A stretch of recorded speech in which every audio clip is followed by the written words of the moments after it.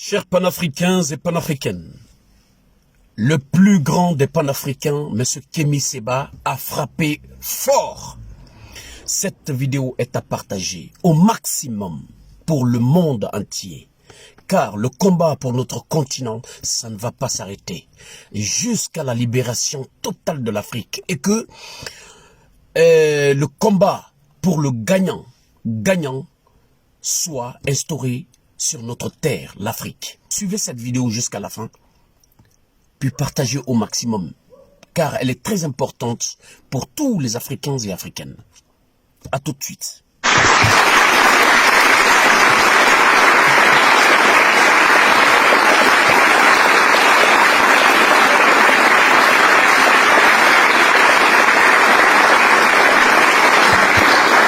La paix soit sur vous tous. Au nom de Dieu Tout-Puissant et de nos ancêtres méritants, je vous adresse mes plus profondes salutations. Je remercie les officiels russes pour leur invitation et pour l'organisation de cet événement. Et je salue chaleureusement tous les députés africains qui sont venus massivement pour cet événement. Je vais essayer d'aller droit au but, comme à mon habitude, au nom de tous ceux qui nous suivent, au nom de tous les Africains qui se reconnaissent en notre parole.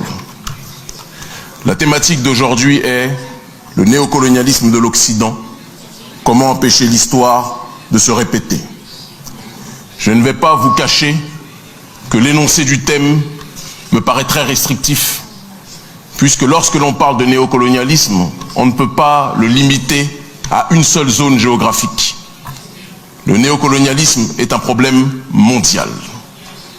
Il y a en effet le néocolonialisme occidental qui est le problème numéro 1 de la planète, que nous combattons viscéralement, quotidiennement.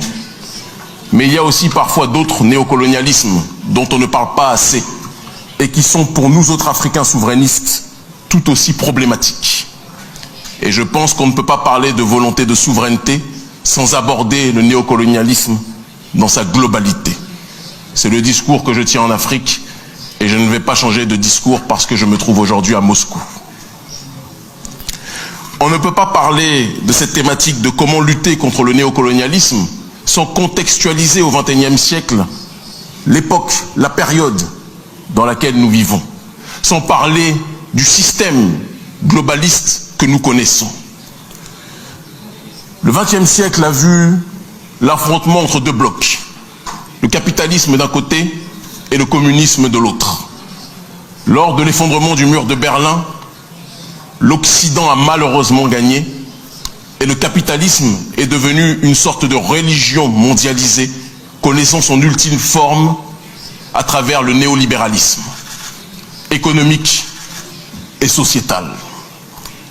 Le néolibéralisme économique est devenu quasiment une religion mondiale, de telle sorte que tous les pays du monde, même ceux qui critiquent l'Occident, ont fini par intégrer ce système économique comme étant le leur.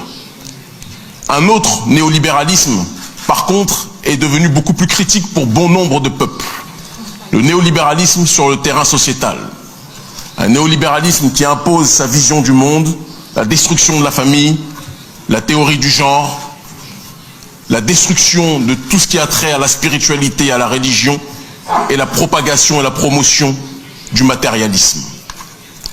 Face à cette arrogance occidentale matérialisée et illustrée par ce courant, beaucoup de pays ont décidé de se lever pour résister à l'arrogance du monde unipolaire occidental. La Russie, la Chine, l'Inde et bon nombre d'autres pays ont décidé de se lever pour opposer,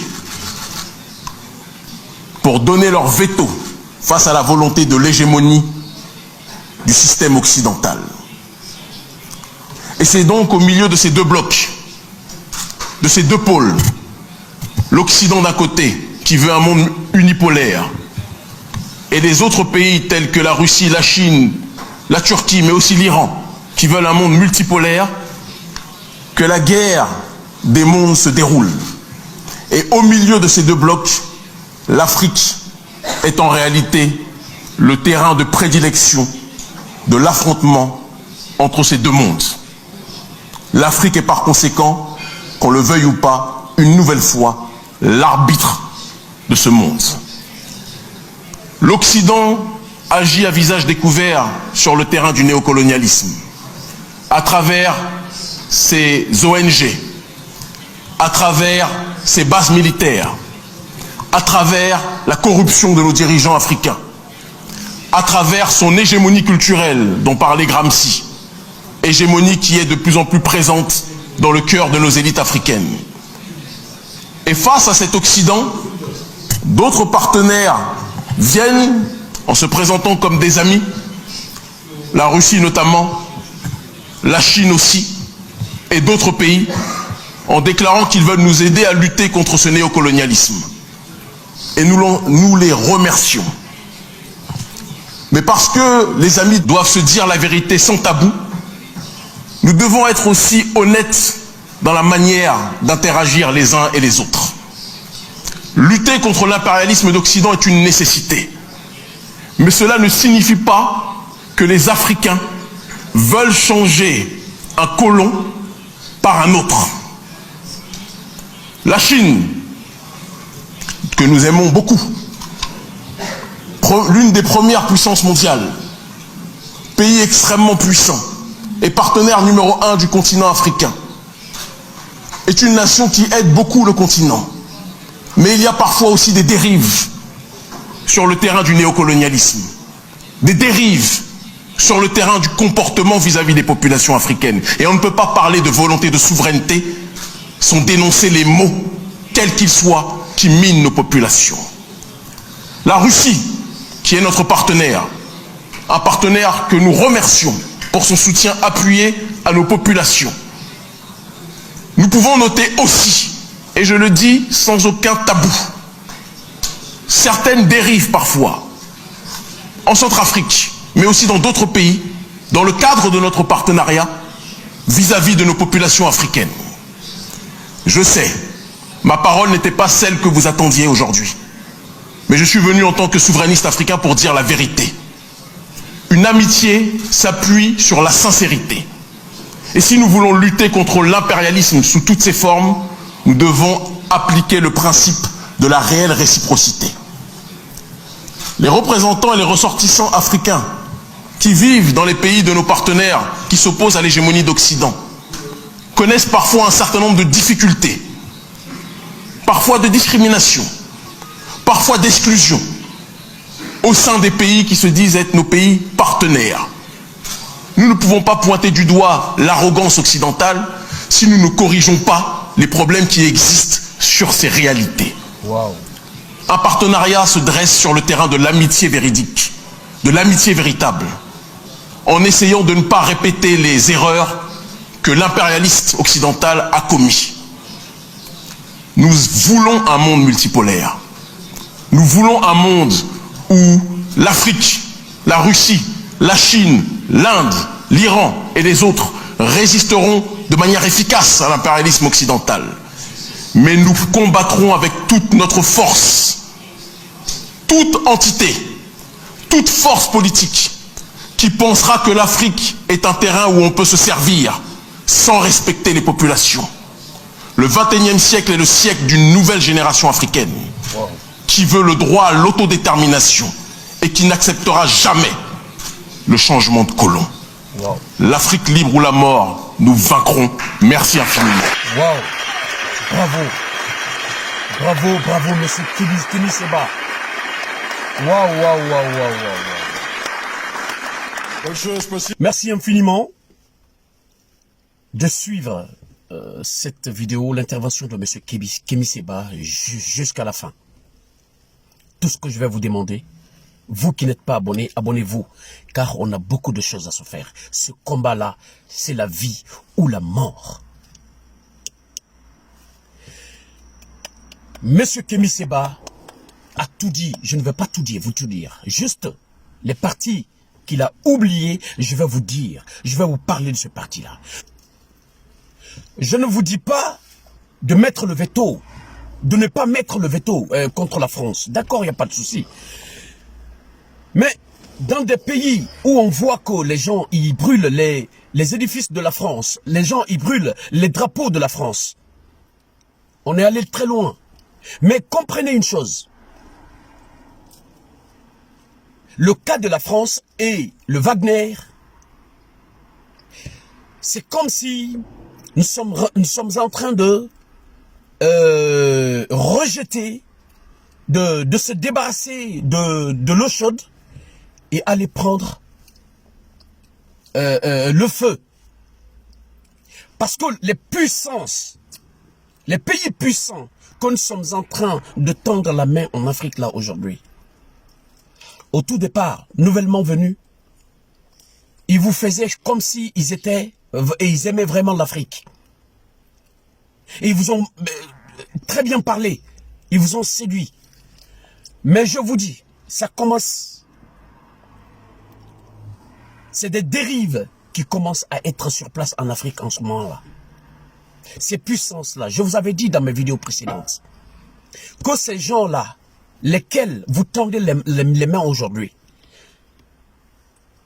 ils vont faire les affaires, nouvellement venus, ils vont faire les affaires. Ils vont être d'accord avec vous. Mais une fois ils s'implantent, ils finissent de s'implanter en Afrique, ils vont vous montrer leur vrai visage, comme ce que la France nous a fait. C'est ce que je vous ai expliqué. Mais il y a beaucoup d'Africains qui n'ont pas compris. Aujourd'hui, c'est ce qui commence à être mis en place là aujourd'hui en Afrique. Par ces puissances-là. Qui viennent de commencer, même pas longtemps avec nous. Qui commencent à nous traiter. C'est comme si l'Afrique, les puissances, ils viennent en Afrique. C'est pour se partager les parts de gâteau, quoi. C'est pour chacun va pour prendre sa part de gâteau. L'Afrique est comme ça aujourd'hui pour les puissances. Vous êtes en train d'installer les pays puissants qui ne pardonnent pas. Qui ne pardonnent pas. Une fois qu'ils finissent de s'installer très bien en Afrique, je vous jure, pour les dégager de là-bas, ça va être autre chose. Vous savez, la France, c'est un pays de droits de l'homme, c'est un pays de droits de l'homme, de la loi et tout. On le dit comme ça. Vous avez dit à la France de partir de l'Afrique. La France n'a pas créé des choses pour faire un bain de sang. Mais Vladimir Poutine, lui, il ne rigole pas. Hein. Vous avez donné l'Afrique au Wagner. Mais les conséquences par après, si le jour où vous allez décider de chasser le Wagner en Afrique, vous allez encore prendre ces responsabilités-là. Vous allez comprendre. Moi, je parle de ça. Nous voulons tous le bonheur de l'Afrique. Nous voulons tous le bonheur de l'Afrique. Quand je parle, il y a beaucoup de gens qui disent que oui, je prends la part de la France. Non, c'est pas ça. C'est pas ça. Mais faites beaucoup attention. Nous sommes en train de créer un champ de bataille. Nous sommes en train de créer un champ de bataille pour les pays puissants. Les pays occidentaux en Afrique aujourd'hui là. Faites beaucoup attention à ça. Ils viennent tous prendre leur part de gâteau. À un moment donné, s'ils ne sont pas d'accord entre eux là-bas, et ça fait boum, c'est là que l'Afrique sera un champ de bataille. Je vous le dis et je répète. En Europe ici, il n'y aura pas de champ de bataille. À l'Occident, il n'y aura pas de champ de bataille. C'est l'Afrique qui va être un champ de bataille. Essayez de voir ça. Et faisons à ce que l'Afrique ait un lendemain meilleur. Et qu'il ne passe absolument rien de grave dans notre continent. À la longue. Merci pour votre aimable attention. Merci de partager cette vidéo au maximum. Et toi qui n'es pas abonné, abonne-toi. Vive l'Afrique, vive les panafricains, vive M. Kémy Séba, qui n'a pas de langue de bois, qui n'a pas sa langue dans sa poche. Merci beaucoup pour son combat. Merci beaucoup pour le combat de M. Kémy Séba, le plus grand panafricain du siècle. Vive l'Afrique, vive les panafricains. Je vous remercie.